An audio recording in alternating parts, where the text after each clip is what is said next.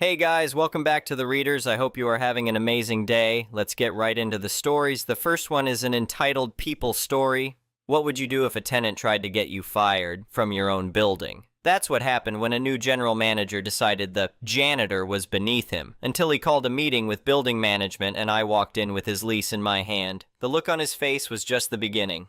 I've been in commercial real estate for over 30 years, started as a property manager for other people's buildings, worked my way up, got my broker's license, and eventually saved enough to buy my first property. That first building was a disaster. Needed new HVAC, had water damage, the previous owner had deferred maintenance for years. But I learned everything hands-on, how to negotiate with contractors, how to read building codes, how to keep tenants happy while staying profitable.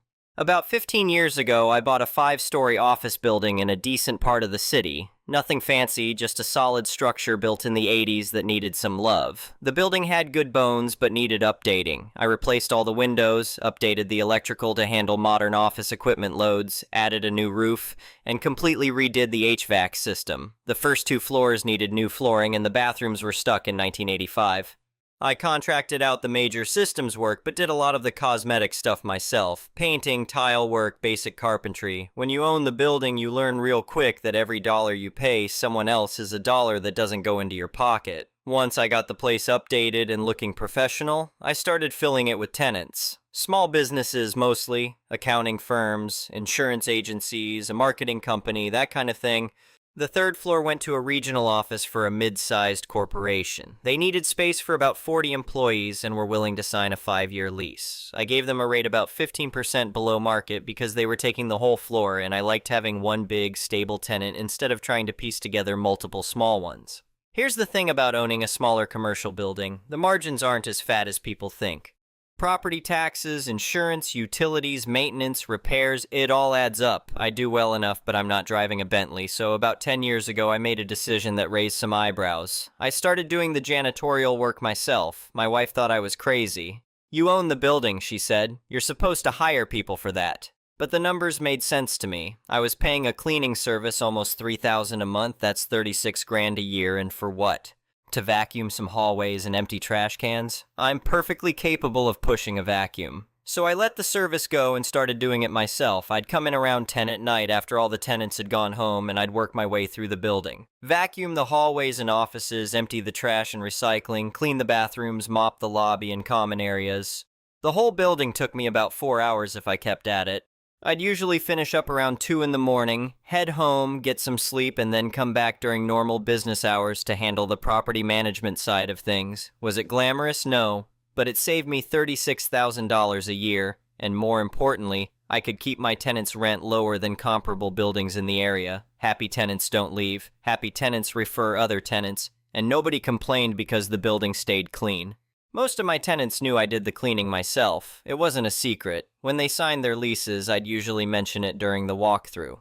By the way, I handle the janitorial work personally, so if you have any specific needs or concerns, just let me know directly. Some thought it was quirky, some thought it was admirable, nobody thought it was a problem. The corporation on the 3rd floor went through several managers over the years. The first guy was there for about 7 years, good tenant, never had an issue. His replacement was fine too. Then about 6 months ago, they brought in someone new. The new general manager was this guy in his early 30s, fresh MBA type who walked around like he owned the place. Expensive suits, expensive watch, that kind of aggressive corporate energy that rubs some people the wrong way. I didn't interact with him much at first. I'd see him coming and going, always on his phone, always looking important. He never said hello, never acknowledged me, but that was fine. Not everyone's friendly, and as long as his company paid rent on time, his personality wasn't my concern. The problem started about 2 months into his tenure. I was on the 3rd floor around midnight, halfway through my cleaning routine. I had my vacuum running in the hallway when I heard a door open. New GM came out of the office, clearly working late.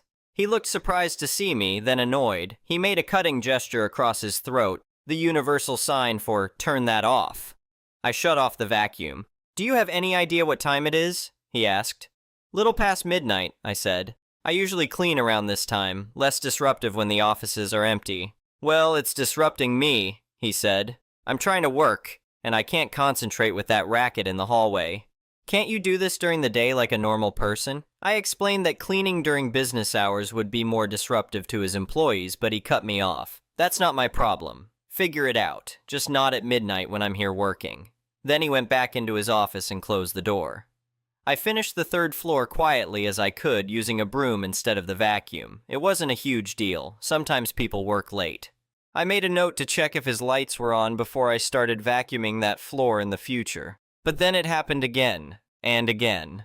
New GM seemed to work late 3 or 4 nights a week, and every time I was cleaning, he'd come out and complain. The vacuum was too loud, the smell of cleaning products gave him a headache, I was clanging the trash bins too much, it got to the point where I dreaded cleaning the third floor. After the 4th or 5th complaint, I tried to have an actual conversation with him. I explained that I'd been cleaning on this schedule for years without any complaints, and asked if we could find a compromise. Maybe I could clean his floor on nights when he wasn't working late. He looked at me like I'd suggested something insane. Or maybe you could just do your job properly without bothering people. That's what professional cleaning services do. They work around the tenants, not the other way around. I understand, I said. I'm just trying to find a solution that works for everyone. Here's a solution, he said. Do your job during normal hours when you're supposed to, or find a different job. I don't have time for this conversation. The breaking point came about 3 weeks later. I was mopping the hallway outside his office around 11:30 at night. I'd just wrung out the mop when his door opened and he nearly stepped right into the wet floor. I'd put up a wet floor sign, but he hadn't seen it in time. He caught himself before he slipped, but he was furious. Are you kidding me with this? You almost made me break my neck. I'm sorry, I said. There's a sign right there. I always put up signs when I mop.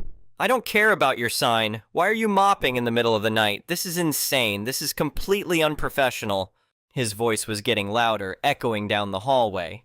You know what? I've had enough of this. I'm calling building management first thing tomorrow. You clearly can't do this job properly. I took a breath.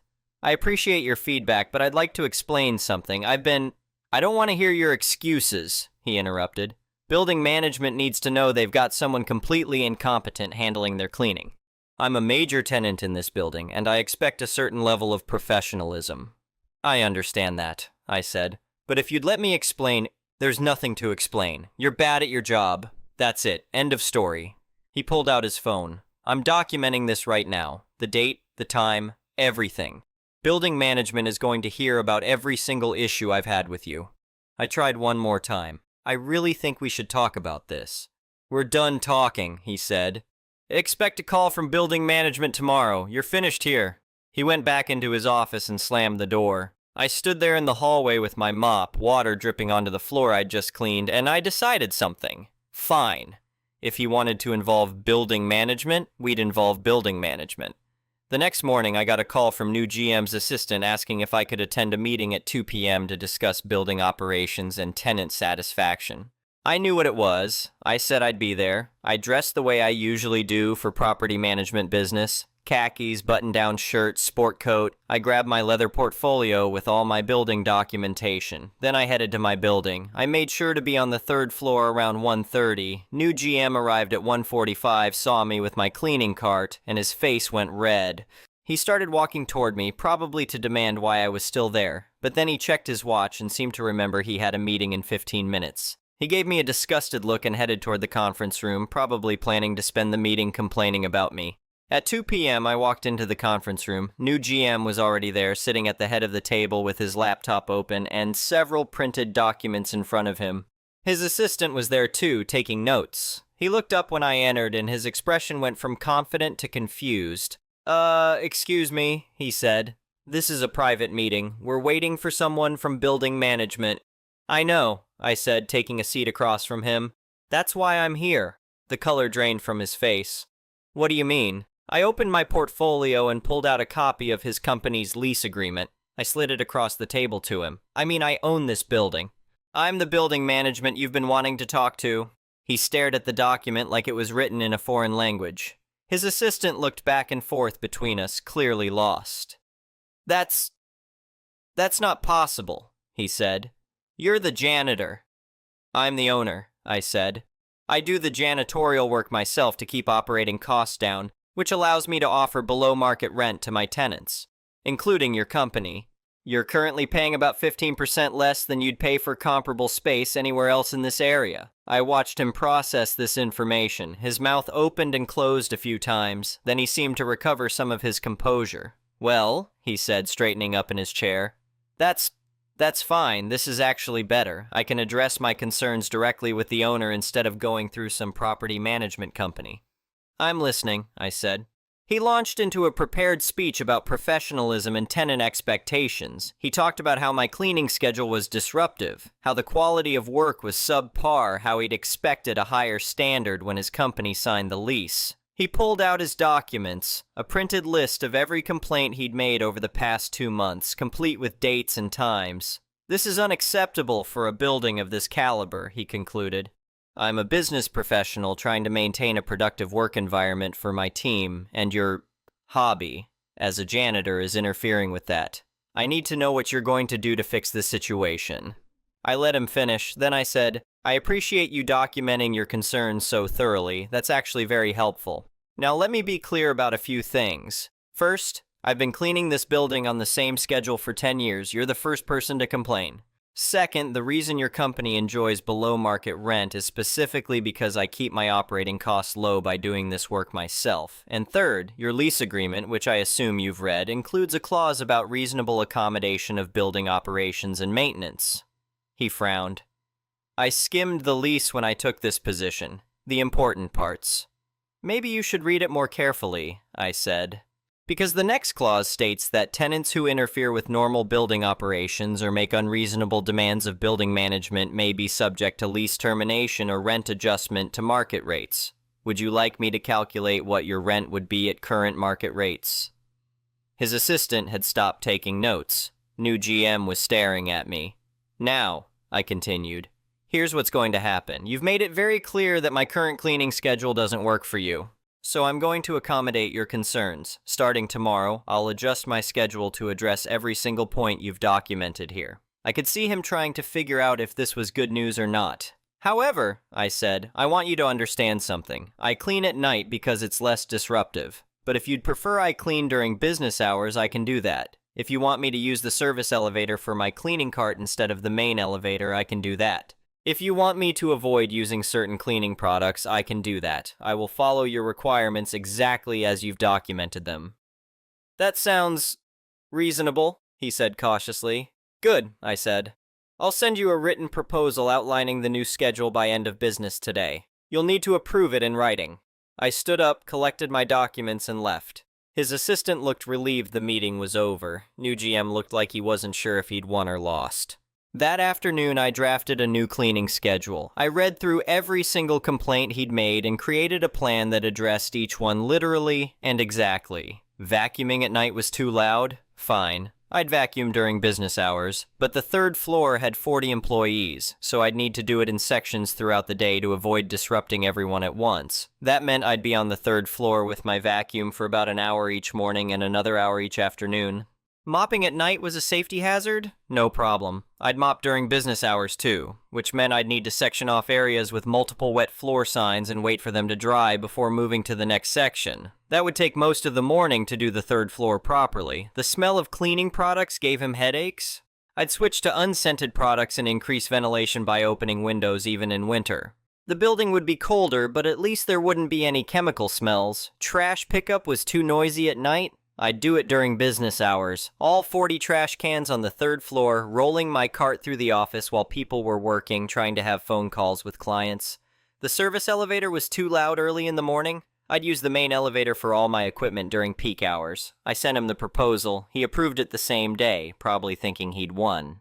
The new schedule started the next morning. I showed up at 8 a.m. with my vacuum and cleaning cart. I took the main elevator to the third floor. The doors opened right as his employees were arriving for work. I smiled and nodded as they squeezed past my cart. I started vacuuming the hallways at 8:15. The vacuum wasn't any quieter during the day than it had been at night, but now there were 40 people trying to work around the noise. I could see them through the glass office walls, putting on headphones, closing doors, shooting annoyed looks into the hallway. At 9, I started on the trash collection. I went from office to office with my cart, knocking politely, asking people to excuse me while I emptied their trash cans. Most were fine about it.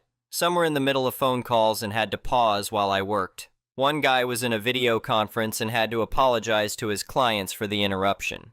New GM came out of his office around 9:30 to see what the commotion was. He saw me emptying trash cans and his jaw tightened, but he didn't say anything. He'd approved this schedule. At 10, I started mopping. I sectioned off the main hallway with wet floor signs and got to work. This meant anyone who needed to get from one end of the floor to the other had to take the long way around through the office spaces. I heard a few people grumbling, but again, this was the approved schedule.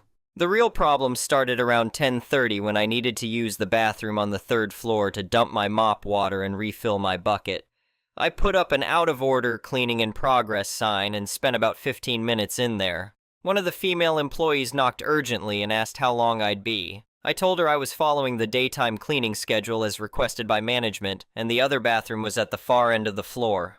By 11, I'd been on the third floor for almost 3 hours. I'd vacuumed, emptied trash, mopped, and cleaned one of the bathrooms. I still had the other bathroom to do, plus the break room, plus dusting and window cleaning. And I'd need to come back in the afternoon to do it all again since I was now maintaining the floor twice a day to make up for not doing deep cleaning at night. I ran into new GM in the hallway around 11:30. He was carrying his coffee cup looking stressed. "How long is this going to take?" he asked. "I'm following the schedule you approved," I said cheerfully. "Should be done with the first pass by 1 or so, then I'll be back around 3 for the afternoon session." Afternoon session? Well, yes, since I'm not doing the deep cleaning at night anymore, I need to maintain the floor more frequently during the day. It's all in the proposal you approved. He opened his mouth, closed it, then walked away. The complaints started that afternoon. Not from new GM, from his employees. They were emailing him about the disruptions, the noise, the wet floors during business hours, having to work around my cleaning schedule. One of them apparently had an important client meeting and I'd been vacuuming right outside the conference room during it. But he couldn't complain to me. He'd approved this schedule in writing. The next day was worse. I arrived at 6 a.m. to start on the maintenance tasks I'd normally do after hours.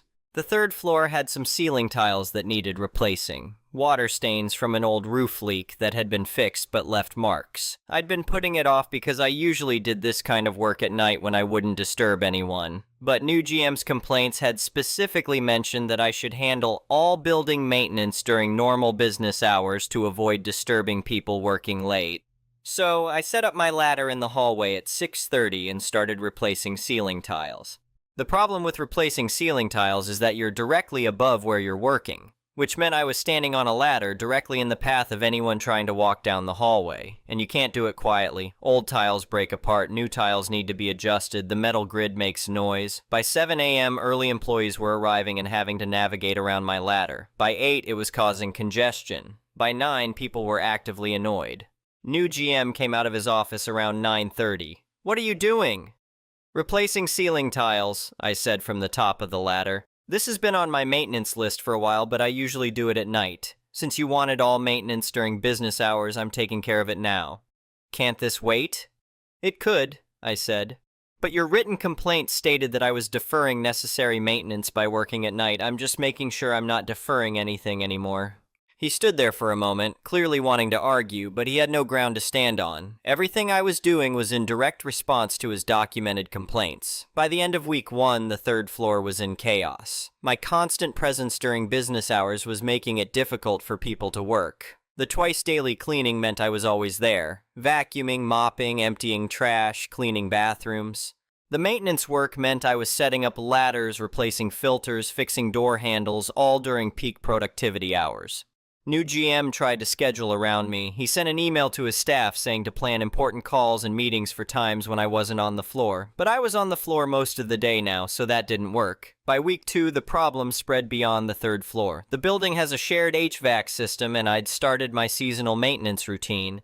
Normally I do this at night when I can shut down zones without affecting anyone. But following my new daytime-only schedule, I had to do it during business hours. That meant periodically shutting down heating to different zones while I changed filters and checked the system. In March, that meant parts of the building got cold for an hour or 2 at a time.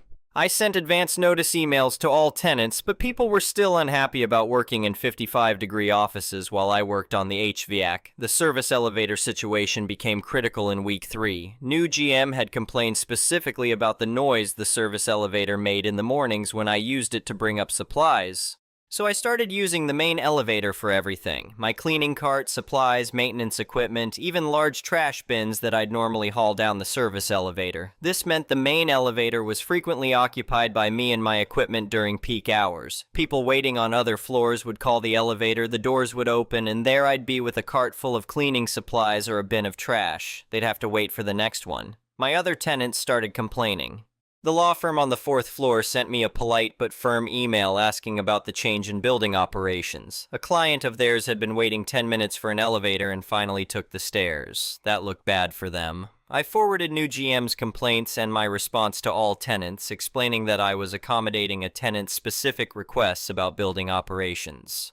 The law firm was not pleased to learn that their building disruption was because of someone else's complaints about night cleaning. By week 4, new GM was getting heat from multiple directions. His employees were complaining daily about the disruptions.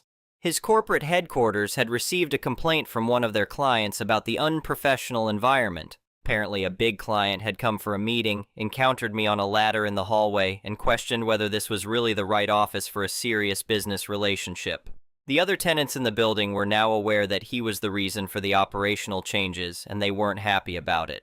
The law firm had mentioned they were considering breaking their lease if the disruptions continued, and then new GM's corporate bosses got involved. I got a call on a Thursday afternoon from someone who introduced himself as the regional vice president for new GM's company. He was very polite, very corporate, and very clearly trying to understand what was going on. "I've been receiving some complaints from our office location," he said. "There seems to be some confusion about building maintenance schedules." I explained the situation calmly and professionally. I walked him through the original schedule, new GM's complaints, my accommodation of those complaints, and the results. There was a long pause. Then, "So, you're the building owner?" "Yes." "And you've been doing the janitorial work yourself for years?" "Yes." "And our general manager demanded you change your entire schedule without realizing you owned the building?" "That's correct." Another pause. "And now our office is dealing with constant disruptions because of these changes?" "I'm following the schedule your general manager approved in writing," I said. "Every change I made was in direct response to his documented complaints. I have all the emails if you'd like to see them." "Please send those to me," he said. He gave me his email address. "And if I may ask, what would it take to go back to the old schedule?" "That depends," I said. "I'm happy to return to my previous schedule if your general manager is willing to retract his complaints and acknowledge that the original arrangement was reasonable. But I'd also need some assurance that this won't happen again." "Understood," he said. "Let me make some calls. I'll get back to you." The next day, I got an email from the regional VP. He apologized for the situation and said the company would like to schedule a meeting to discuss returning to normal building operations. He asked if I could meet with him and new GM the following Monday. I agreed. That Monday, I arrived at the 3rd floor conference room at 9 a.m. The regional VP was there, having flown in for this meeting. New GM was there, looking like he'd aged 5 years and a month. His assistant was not present this time. The regional VP shook my hand. "Thank you for meeting with us. I've reviewed all the documentation, and I have to say this has been an educational experience for our organization." New GM said nothing. "I want to apologize on behalf of our company," the VP continued. "Our general manager here made some assumptions and handled this situation poorly. We've had internal discussions about it." "I appreciate that," I said. "We'd like to request that you return to your previous cleaning and maintenance schedule. We understand now that the schedule you had was actually optimal for building operations and tenant satisfaction. We also understand that the favorable rent rate we enjoy is directly connected to your cost-saving measures." "I'm willing to do that," I said. "Good," he said. He looked at new GM. "Do you have something you'd like to say?" New GM looked like he was being forced to eat glass. "I apologize for the misunderstanding. I should have inquired about building ownership before making demands about operations. It wasn't exactly heartfelt, but it was something." "There's one more thing," the VP said. "I'd like to discuss our lease renewal, which is coming up in 7 months. Given the below-market rate we're currently enjoying, and given the disruption we've caused, I want to make sure we're on good terms going forward." This was the interesting part. They were worried I'd raise their rent or not renew their lease. "I'm willing to keep your rent at the current rate," I said, "but I want to add some provisions to the new lease." "Such as?" Any complaints about building operations need to go through your corporate headquarters for review before being filed with me. Any requests for changes to maintenance schedules or building procedures need to be approved by your corporate office first.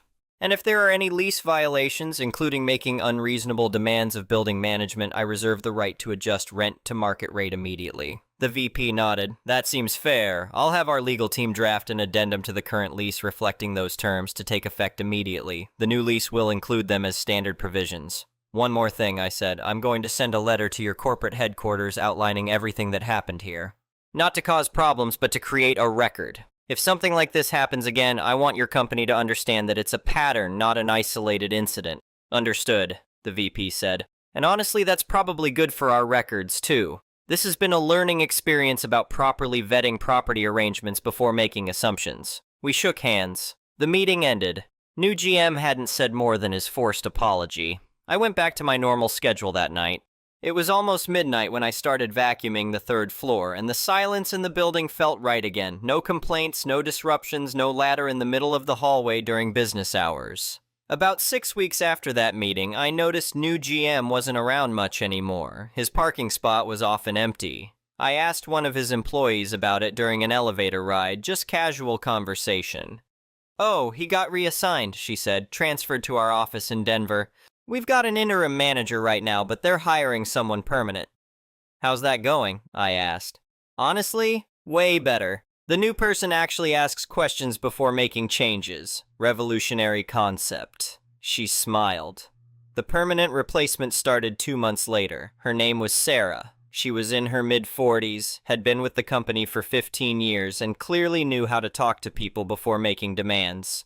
On her first day, she introduced herself to the other tenants, then came by my office. I've been briefed on the situation with my predecessor, she said. I want you to know that won't happen again. Your building operations are clearly working well, and if I ever have concerns, I'll bring them to you respectfully so we can work it out.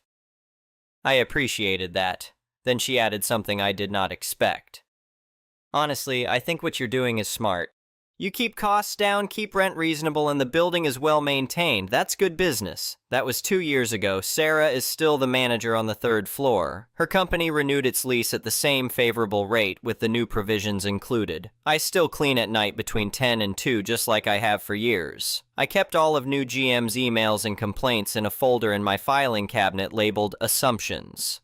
Every time I sign a new tenant, I mention during the walkthrough that I handle the janitorial work myself. I explain that it is part of how I keep operating costs low and rent competitive. Nobody has complained since. The law firm on the 4th floor renewed last year. When we signed the paperwork, the senior partner told me they had almost left during the daytime maintenance mess. But the way you handled it showed character, he said. We're not going anywhere.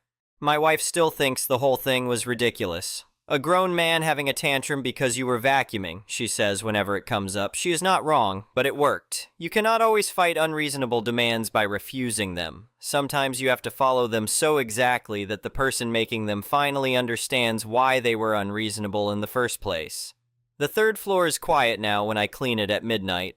The hallway echoes with the sound of my vacuum, just like it has for years, and somewhere in Denver, I hope new GM learned something about asking questions before making assumptions, but probably not. The next one is a malicious compliance story. I work in contract security as an armed guard at a major utility company. On my days off from my main site, I sometimes pick up extra work covering banks that my company also has as clients.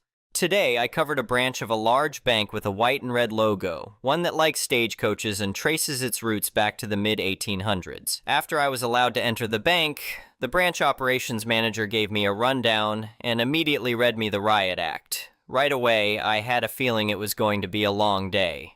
About 30 minutes later, a bank customer came in looking lost and said she had an appointment with the banker. I greeted her and told her to take a seat and that someone would be with her shortly.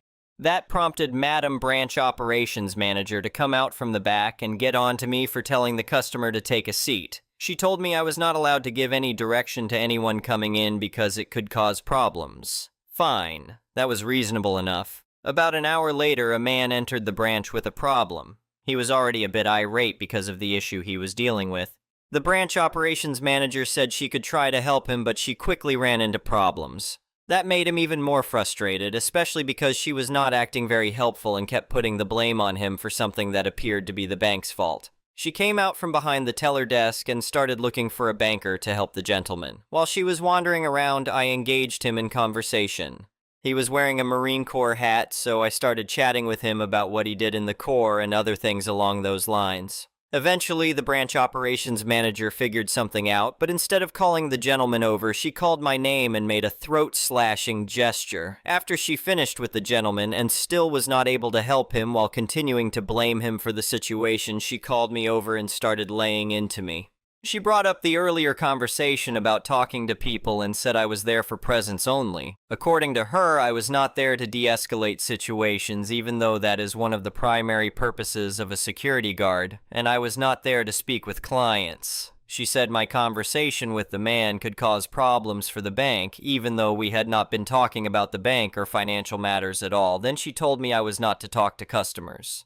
I asked her if she wanted me to be seen and not heard, and she confirmed that was what she wanted. She once again threatened to call my supervisor if I had a problem or did not understand her. Message received loud and clear. I notified my supervisor about the incident, then decided I was going to comply with her orders exactly. Cue malicious compliance. For the rest of the day, I decided to communicate with signs, the limited sign language I know from my wife and friends, and gestures.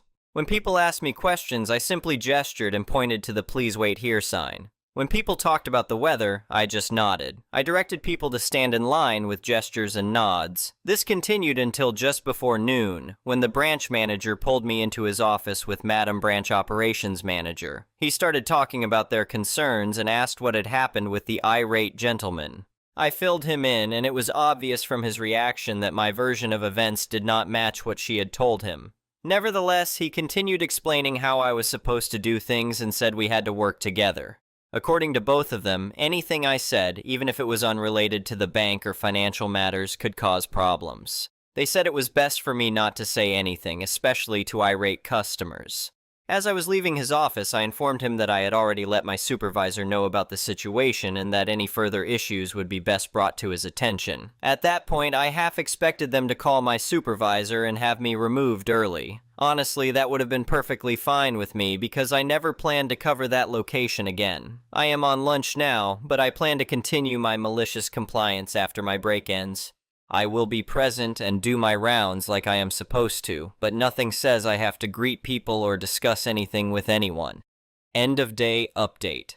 When I spoke to my operations manager at the end of the day, he informed me that the branch requested I not return because of how I responded to their instruction not to speak to customers. I told him that was fine because I was going to request not to go back to that branch anyway. I also asked if I was being written up. He said I was in the clear because it was obvious that I had followed the client's instructions exactly. I know this probably is not the most dramatic or satisfying conclusion compared to a lot of stories here, but in the contract security world, this is a good outcome when you follow a client's instructions to the letter and engage in malicious compliance. Anyway, thank you for watching.